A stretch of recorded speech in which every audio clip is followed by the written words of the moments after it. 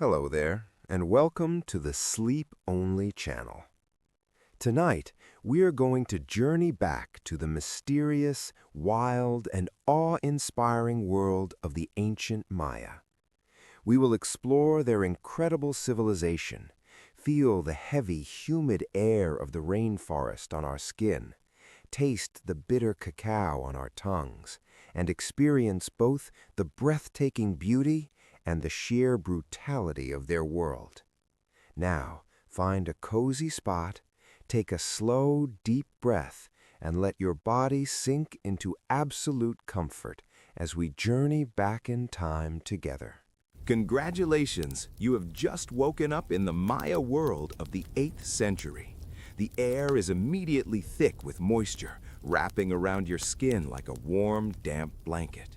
As your eyes adjust to the soft, golden light filtering through the dense jungle canopy, you realize you are lying on a simple reed mat in a small, one-room limestone house. The packed earth floor feels cool against your bare feet as you sit up, noticing the intricate patterns woven into the mat beneath you. Your back is slightly stiff from sleeping on such a firm surface, but there is something remarkably refreshing about the simplicity of it. A small copal incense burner smolders in the corner, releasing a sweet, earthy aroma that mingles with the mouth-watering scent of fresh corn tortillas cooking on a clay comal. Your stomach rumbles aggressively. You haven't eaten since yesterday, and the smell of food makes you realize just how ravenous you are. You stretch your arms above your head, feeling your muscles loosen, and as you exhale, you take in the space around you. The walls are made of limestone, plastered with smooth white stucco, and colorful fabrics hang from wooden pegs, dyed in vibrant reds and blues from natural plants and insects. Outside, you hear the village awakening. The rhythmic pat of women's hands shaping corn dough into tortillas creates a soothing background rhythm, completely foreign, yet strangely comforting. You rise from your mat and step toward the doorway, pushing aside the fabric that serves as a door. The morning light momentarily blinds you, but as your vision clears, you see that you are in a small Maya farming village, nestled deep in the lands of what will someday be called the Yucatan Peninsula. Simple thatched roof houses dot the landscape, each surrounded by small garden plots.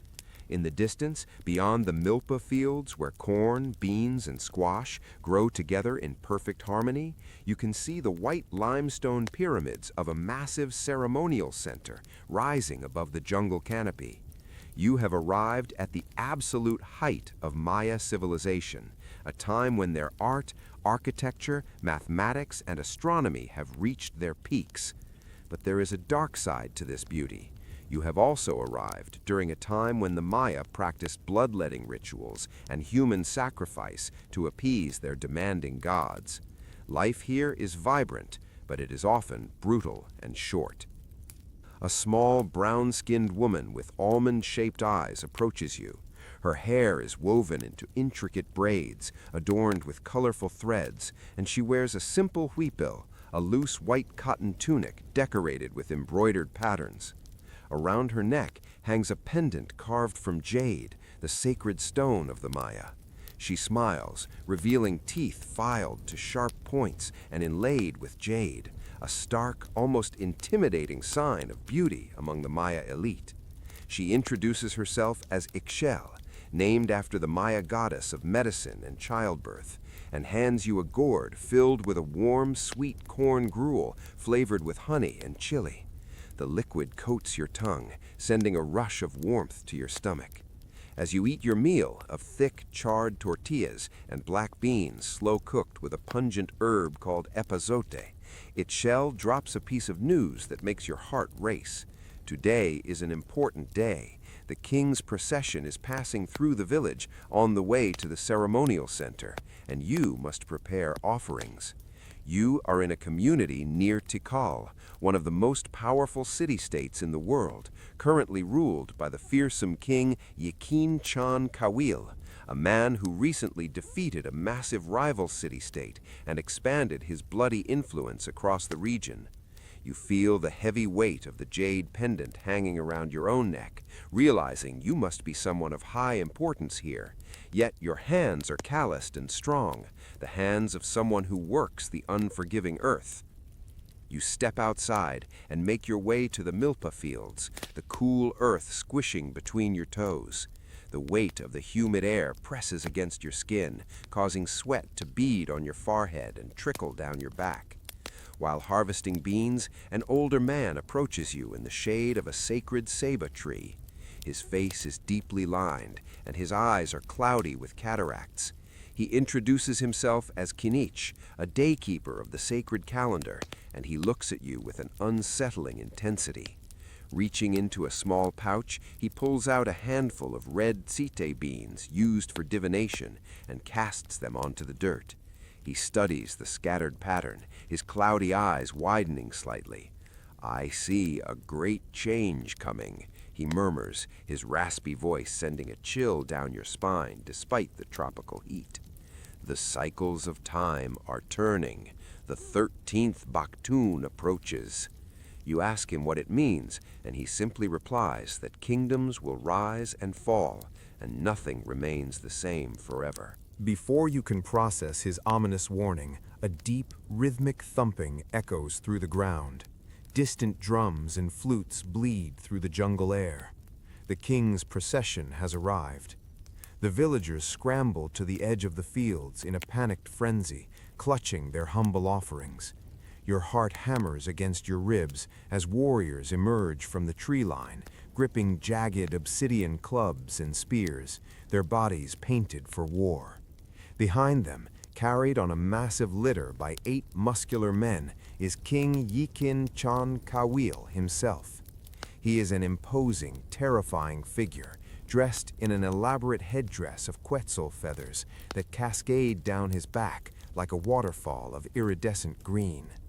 His face is painted a shocking blood red, and a nosepiece shaped like a serpent curves aggressively over his upper lip. The villagers instantly drop to the dirt, prostrating themselves and touching their foreheads to the ground. You quickly follow suit, pressing your face into the cool earth, terrified to look directly at the king, knowing that to do so would be a grave, unforgivable insult. The king's spokesman commands you to present your offerings, and when your turn comes, your legs feel dangerously weak. You place your small basket of beans down, keeping your eyes locked on the dirt, praying you won't be noticed. The king never speaks a single word. His divine, suffocating presence is communication enough. The next morning, the haunting, resonant tone of a conch shell trumpet vibrates through the walls of your house, pulling you from the depths of sleep. Today, you are making the long journey to the ceremonial center. Ixchel paints simple designs on your cheeks with red ochre, marks of status and belonging, before you join the village procession. You walk alongside Kinich through the dense, buzzing jungle, the air thick with the rich scent of decay and growth. Massive ceiba trees tower overhead like wooden giants, and brightly colored scarlet macaws flash like flames through the green leaves. Howler monkeys roar in the distance, their territorial calls echoing for miles. After crossing a broad, slow-moving river in a wooden dugout canoe, carefully avoiding the gaze of a submerged caiman watching from the banks, the trees finally begin to thin out. You step out onto a massive cleared plaza paved with blindingly white limestone. The sight absolutely steals your breath. Colossal pyramids rise aggressively against the sky, their stepped sides climbing toward heaven, crowned by temples with roof combs carved with the images of fierce gods. The ceremonial center is swarming with hundreds of people, but the atmosphere is tense and electric. Priests in elaborate jaguar pelts direct the proceedings, while warriors stand guard, their obsidian weapons gleaming wickedly in the tropical sun. A sudden hush falls over the massive crowd. At the top of the highest pyramid, a high priest appears, his face painted the color of water, raising his arms to chant to the rain god Chak. but your attention is suddenly ripped away to the side of the plaza. A group of men, heavily bound and stripped down, are being dragged forward by the warriors. Their bodies are painted entirely pitch black, and their eyes hold the hollow, vacant stare of men who know they are about to die. A sickening chill washes over you as the horrific realization sets in. These are captive enemy soldiers, and they have been brought here as blood sacrifices.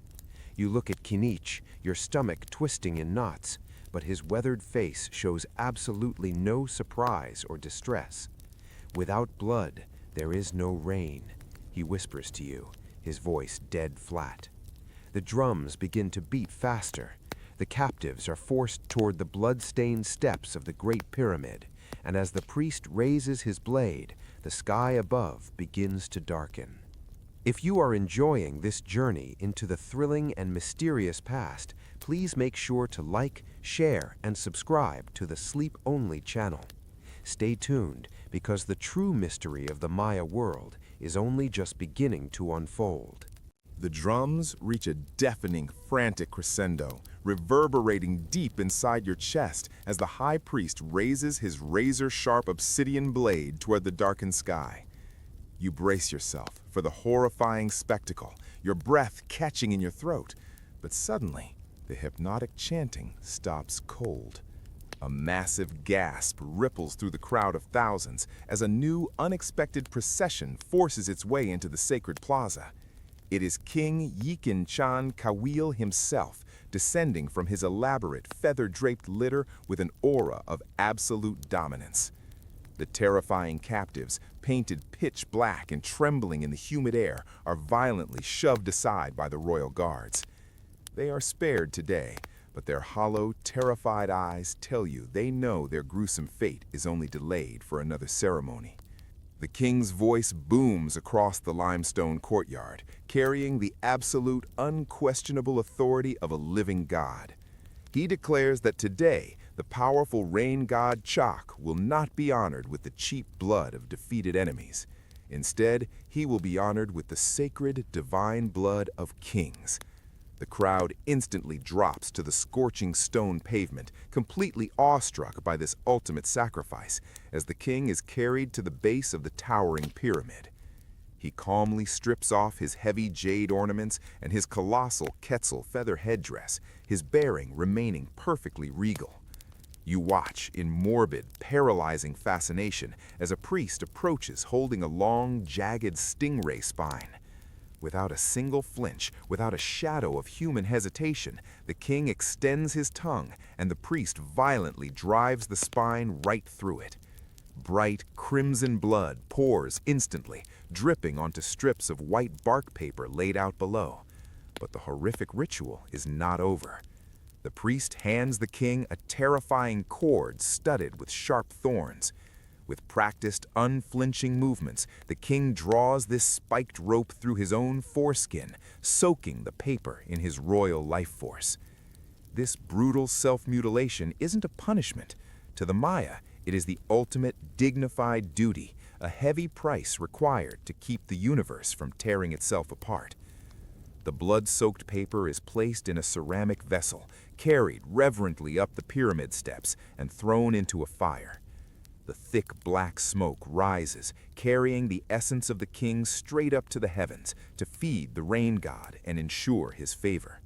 As the smoke clears, the suffocating tension in the air shatters, instantly giving way to a wild, chaotic celebration. The macabre silence is broken by the frantic, complex rhythms of turtle shell drums, gourd rattles, and high-pitched wooden flutes. Dancers flood the plaza, wearing vibrant blue and green feathers and shell ornaments that clatter and flash in the tropical sun, acting out the mythic stories of the rain god bringing life back to a parched, desperate world. You were pulled into the festivities, handed a gourd filled with balche, a mildly intoxicating fermented honey drink laced with the bitter bark of the balche tree. You take a cautious sip. It is sweet, tangy, and immediately sends a warm, buzzing sensation straight to your fingertips. Ikchel finds you in the crowd, handing you steaming hot corn tamales wrapped in broad green leaves. As you unwrap them, the incredible aroma of slow-cooked meat and rich spices hits the humid air, and you eat ravenously while watching the dancers. Wandering through the celebrating crowds, you realize just how incredibly complex this world is. You watch a young scribe sitting cross-legged, meticulously painting hieroglyphs onto bark paper with a fine brush made of animal hair. The symbols are a breathtaking mix of art and precision, capable of recording everything from cold, hard mathematics and planetary movements to beautiful poetry and bloody historical narratives.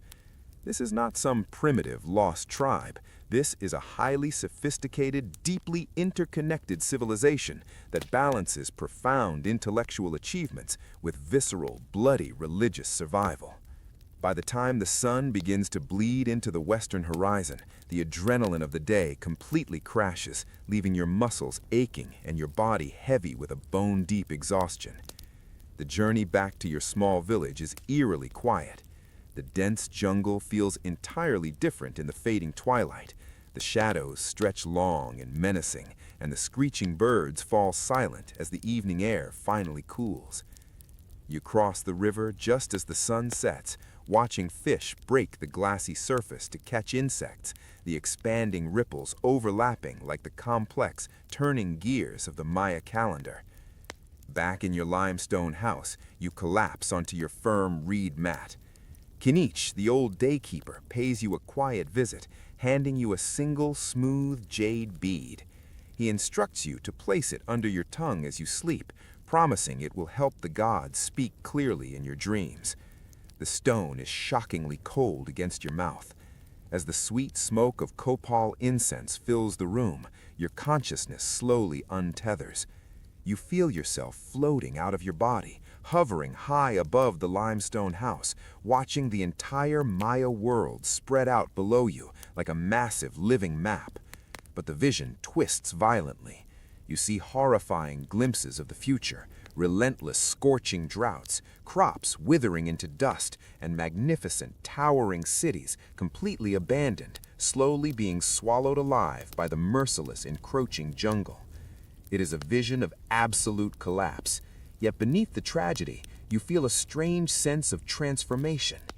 You wake up the next morning feeling like an obsidian club has been smashed against your head. Every heartbeat sends a blinding stab of pain through your head. Your mouth tastes like sun-baked clay, and your stomach churns violently. You spit out the jade bead and stagger to the doorway, squinting against the blinding, aggressive morning light. Ikchel immediately notices your suffering and tells you that your spirit traveled too far into the unknown last night.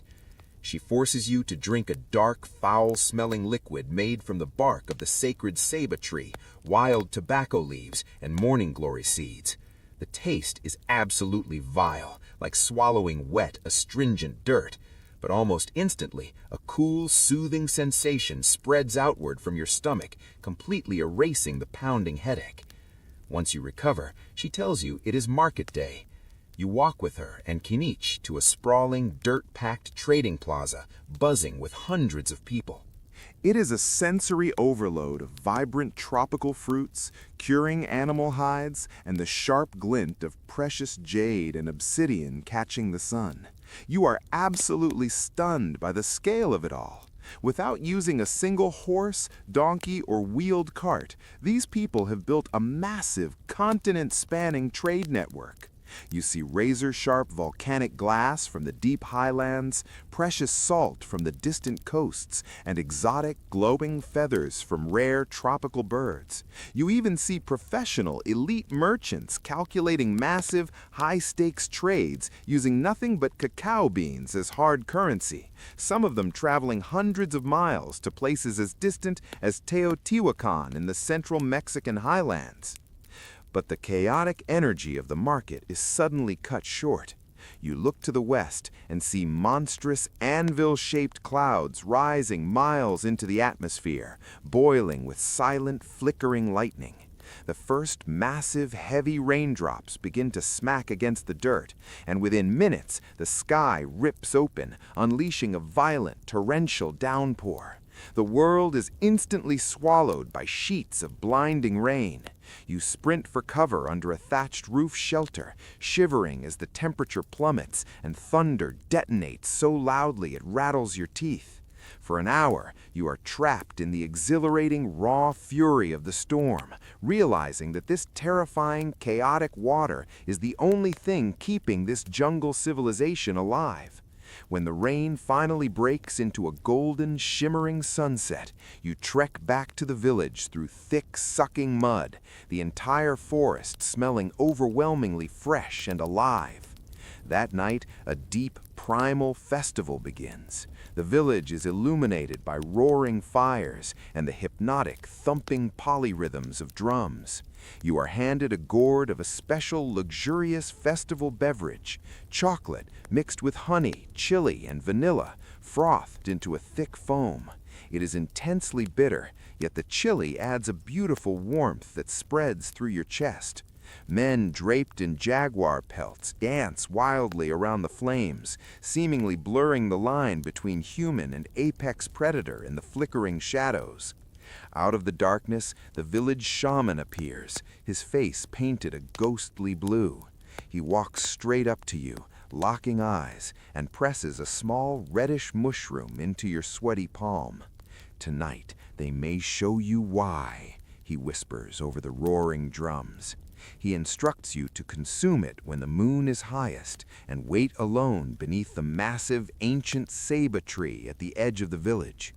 Your heart races as you walk away from the safety of the fires and into the cool silver moonlight.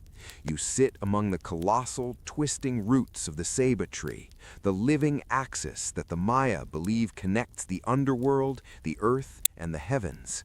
Taking a deep breath, you chew and swallow the earthy, bitter mushroom. For a long time, there is nothing but the distant sound of drums. But then, reality begins to violently warp. The stars above you start pulsing like living, breathing entities, and the bark of the giant tree seems to ripple and flow like liquid water.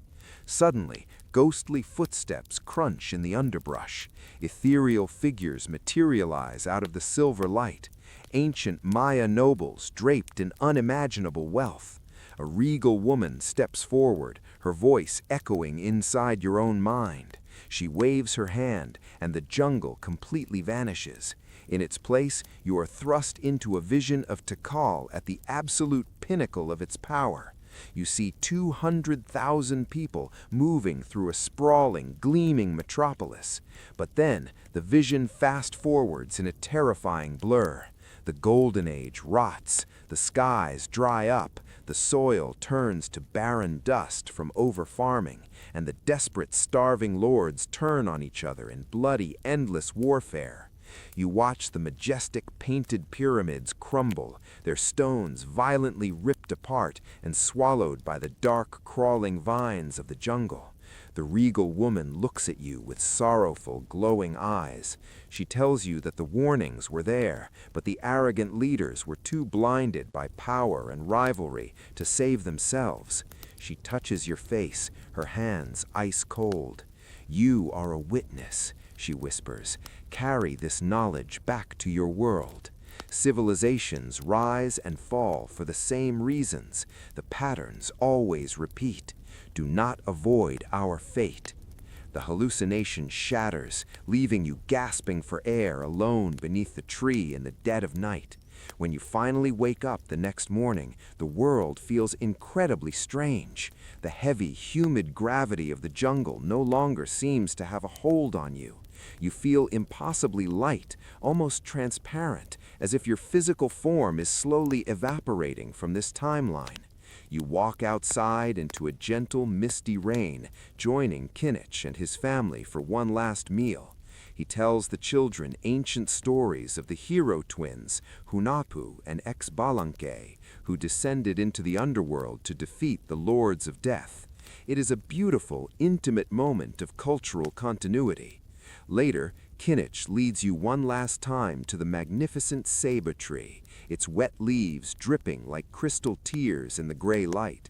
He looks at you, a sad, knowing smile playing on his weathered lips. "Your spirit grows lighter with each passing hour," he says softly, By morning, I think you will have returned to your own world. He tells you that the greatest wisdom of his people is knowing that death is never a true ending, but simply a transformation into new forms. As night falls for the final time, you lie back on your reed mat, the jade pendant pulsing with a strange synchronized warmth against your chest. Ixchel sings a soft, wordless melody that wraps around you like a comfortable blanket, easing your anxiety. You feel yourself being pulled backward, falling up through the endless spinning cycles of time. The ancient limestone walls dissolve into mist, the jungle canopy fades to black, and the fierce, beautiful world of the Maya vanishes into the eternal shadows of history. The rhythmic, hypnotic drumming of the festival and the terrifying, mind-bending visions of the sacred mushroom finally release their grip on your exhausted mind. You awaken to the sound of rain, not the violent downpour of a storm, but the gentle, persistent patter of steady rainfall on the thatched roof above. The light filtering through the doorway is soft and diffuse, suggesting early morning beneath overcast skies. For a moment, you lie perfectly still, trying to determine where and when you are. The familiar weight of the jade pendant rests against your chest. The earthy scent of the packed dirt floor, dampened slightly by the humid air, fills your nostrils. The texture of the reed mat beneath you has left temporary impressions on your skin. You're still here, still in the ancient Maya world, at least for now. Sitting up slowly, you notice you're alone in the limestone house. Ixchel must have risen earlier and left you to sleep. However, your body feels different again. Neither the initial unfamiliarity of your first awakening, nor the sun-strengthened form after the 3-month time jump. Instead, there's a peculiar lightness, as if you're somehow less substantial, less firmly anchored in this time and place. A chilling, thrilling realization begins to creep up your spine. The universe is preparing to pull you back. You rise and move to the doorway, pushing aside the fabric covering. Outside, the village is quiet, the rain having driven most people indoors. A few children splash in puddles, their brown bodies glistening with moisture, their laughter carrying across the open area between houses. Women hurry between buildings with baskets protected from the rain by large leaves held overhead. In the distance, beyond the Milper fields, mist clings to the jungle canopy, softening the landscape into watercolor washes of green and gray. Kinich appears, making his way carefully along the muddy path to your house. He wears a simple rain cape made from palm leaves woven together, the water streaming off it in small rivulets. His feet are bare, caked with mud to the ankles. When he reaches your doorway, he removes the cape and shakes it out before entering. He looks at you with an unnerving, piercing clarity, as if looking right through your physical form. He studies your face carefully. Something has changed. Your spirit sits differently in your body now, lighter, more ready for flight. His perception confirms your own sense of decreasing solidity in this world. Are you beginning to return to your own time? The thought brings mixed emotions. Eagerness to return to the familiar, sadness at leaving these people who have become friends, anxiety about carrying the knowledge you've gained back to a world that might not understand or value it. The rain will continue all day, Kinich says, changing the subject. A good day for stories and indoor work. Come, Ixchel has prepared a meal at my house. My grandchildren wish to hear tales of the ancient ones, of the hero twins and the creation of the world. You follow him through the rain to his house, slightly larger than yours, with elaborate woven mats covering the floor and walls decorated with painted symbols. Inside, several generations of his family have gathered. All look up with interest as you enter. A meal is spread on a large woven mat in the center. Corn tamales, a stew of beans and chilies, sliced papaya, and other tropical fruits. The atmosphere is warm and intimate, a family sheltering from the rain, sharing sustenance and stories. As you eat, Kinich begins to tell stories, not in the formal style of priests reciting sacred texts, but in the comfortable manner of an elder sharing wisdom with younger generations.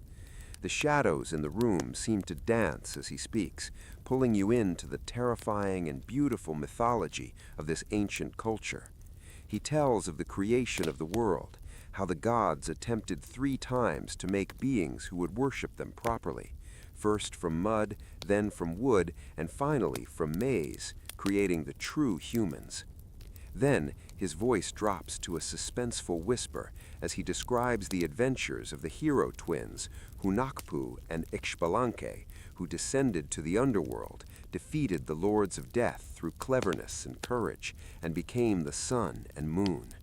You can almost see the nightmarish, bloodthirsty lords of Xibalba stalking through the dark corners of the room as the children listen with rapt attention, though they've clearly heard these stories before. You realize these oral traditions are how the Maya preserve and transmit their cultural knowledge. Even though they have a sophisticated writing system, most people are not literate. Stories told around cooking fires during rain delays in agricultural work, as part of ceremonies and celebrations, these are the primary vehicles of cultural continuity for ordinary Maya. As afternoon fades toward evening, the rain finally stops. Sunlight breaks through the clouds briefly before sunset, turning the wet landscape golden. People emerge from their houses, stretching and breathing deeply of the rain-cleansed air. Kinich invites you to walk with him to the edge of the village. The path is muddy, every step creating a satisfying squelch as your feet sink slightly into the soft earth. The forest smells intensely alive, the rich aroma of damp soil, the green scent of vegetation, the subtle perfume of flowers coaxed open by the rain. You reach the saber tree where you had your visionary experience in the last light of day, with water droplets clinging to its massive trunk and hanging from its branches like tiny crystals. It seems even more magnificent, a living axis connecting worlds, its roots reaching deep into the underworld, its crown extending towards the heavens. You will leave us soon, Kinich says quietly, his statement surprising you with his directness. Your spirit grows lighter with each passing hour.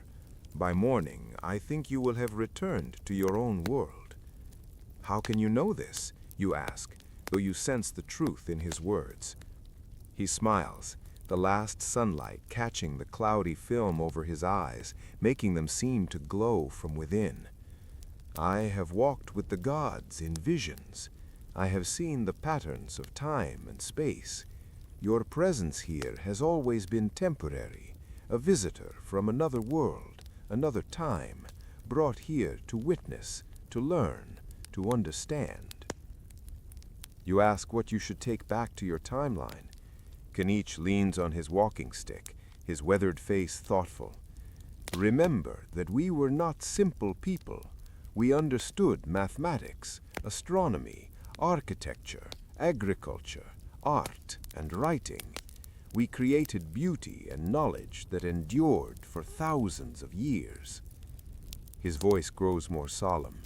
But also remember our failures, how even with all our wisdom, we could not overcome the combined challenges of drought, soil depletion, overpopulation, and political conflict.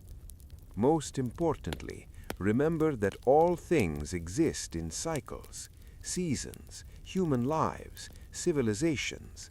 Growth is followed by decline, which is followed by renewal in new forms.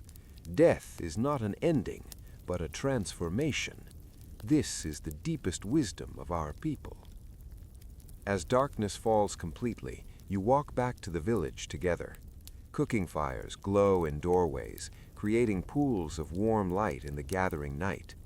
You return to your house with Ixchel, who helps prepare your sleeping area, seemingly aware that this might be your last night among them. You have been a blessing to our household, she says as she smooths the reed mat. She brings a small clay cup filled with a liquid that smells of honey and herbs. Drink this, she instructs, It will help your spirit find its proper path home. The liquid tastes sweet with underlying bitter notes. Almost immediately, a pleasant warmth spreads through your body, relaxing your muscles and quieting your thoughts. Ixchel helps you lie down on the mat, placing the jade pendant carefully on your chest. "Keep this with you," she says. "Jade preserves life force. It will protect you during your journey." She sings softly as you lie there, a melody without words that somehow conveys both sadness and acceptance. The transition begins. Your body grows increasingly heavy, seemingly melting into the reed mat beneath you. Ixchel's song becomes more distant, though whether she's moving away or your consciousness is shifting, you cannot tell. The soft glow of the copal incense burning in the corner creates dancing patterns of light and shadow on the limestone walls, patterns that begin to form images: pyramids, jaguars, maize plants, flowing water, the great cosmic tree connecting worlds.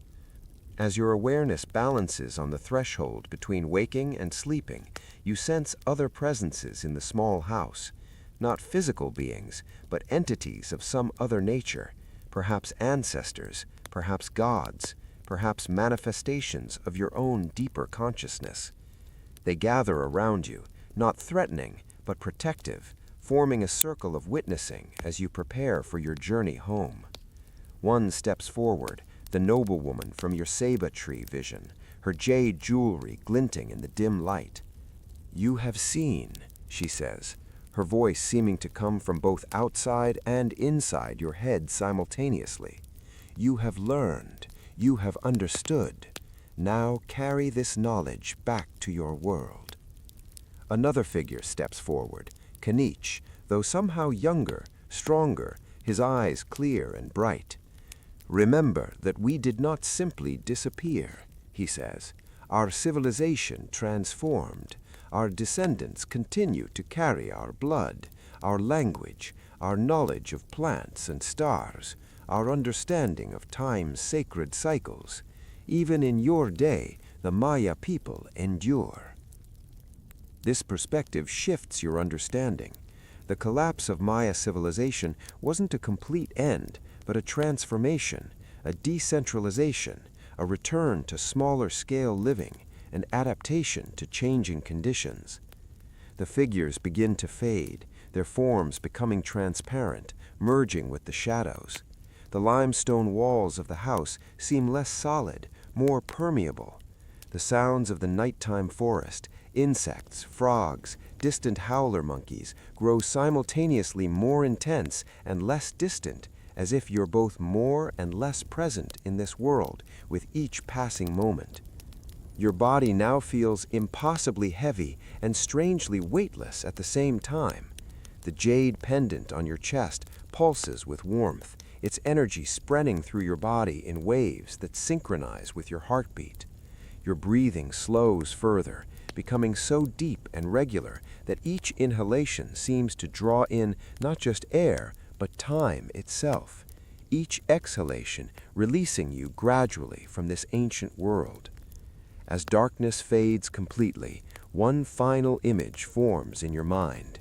The great Maya city of Tikal, as it once was, vibrant with life, its white limestone buildings gleaming in tropical sunlight, its plazas filled with people, its temples reaching towards the sky.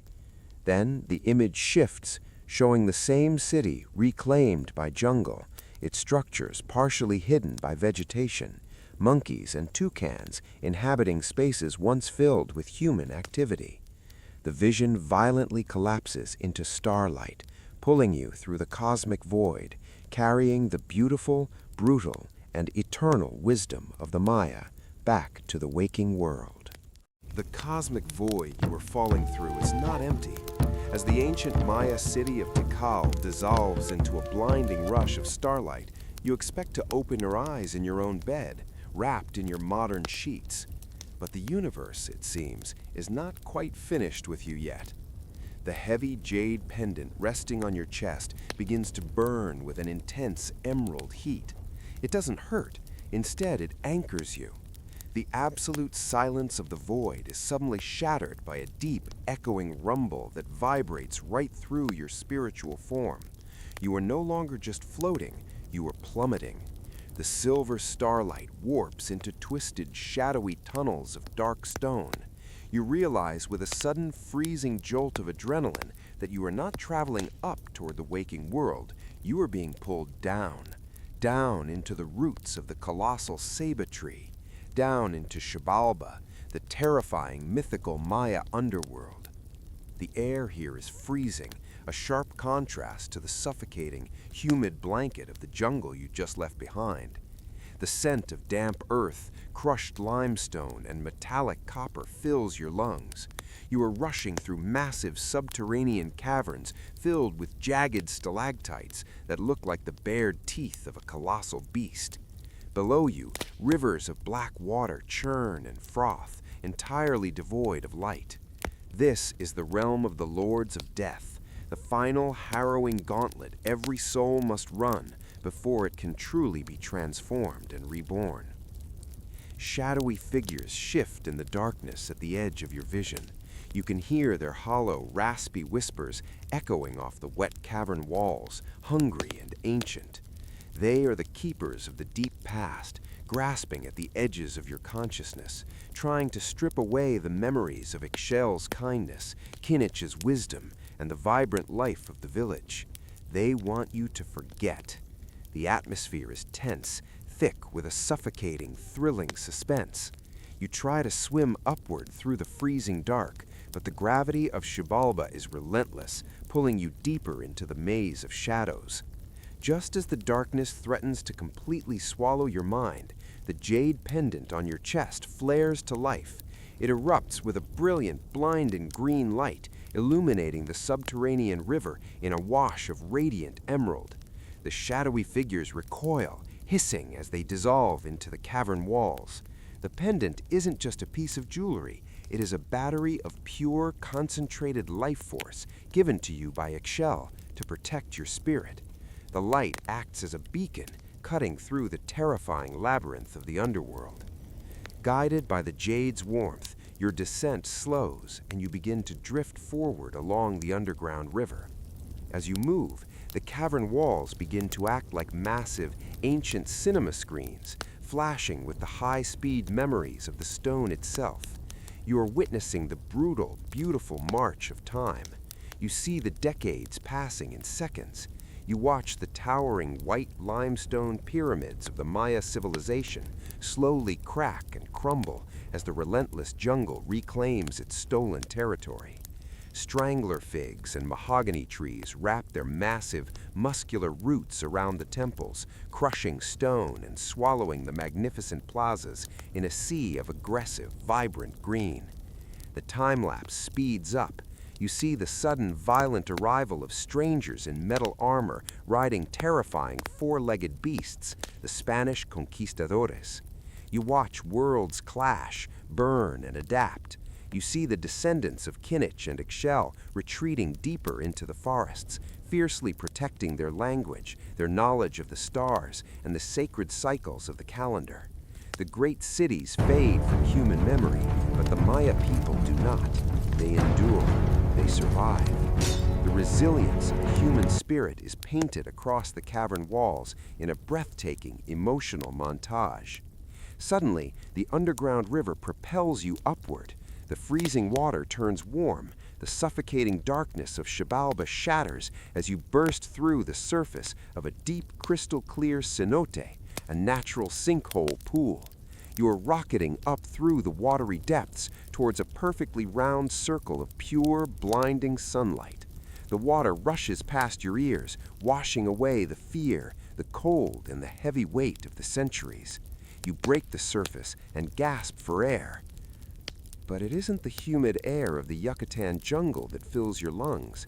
It is the crisp, cool, conditioned air of your own bedroom. Your eyes snap open. You are staring up at your own ceiling. The soft, rhythmic patter of rain is tapping gently against your modern glass window, sounding exactly like the rain that fell on Ixchel's thatched roof. You are lying in your own bed, wrapped in your own blankets. The transition is incredibly jarring, yet profoundly peaceful. You instinctively reach a hand up to your chest. Your fingers touch bare skin. The physical jade pendant is gone, left behind in the 8th century, but the phantom warmth of it still radiates deep inside your chest. You take a slow, shaky breath, letting the reality of your modern world settle around you. Your alarm clock glows softly on the nightstand. Outside, a car drives by on wet asphalt, a stark contrast to the howler monkeys and the distant thumping drums of the rain festival. Yet the memories are crystal clear. You remember the taste of the bitter, chili-spiced cacao. You remember the squelch of the mud beneath your bare feet in the milpa fields. You remember the terrifying, awe-inspiring presence of the king and the profound, grounding wisdom of the old daykeeper, Kinich. You realize that Kinich was right. Civilizations rise and fall. The traffic outside, the skyscrapers downtown, the relentless emails on your phone, it is all just a modern version of Tikal. It is beautiful, it is chaotic, and it is entirely temporary. The only thing that truly lasts is the cycle itself: growth, decline, and transformation. Lying there in the cool, dark comfort of your room, the overwhelming stress of your modern life suddenly feels very small, very manageable. You have walked between worlds. You have witnessed the collapse of empires and the endurance of the human spirit.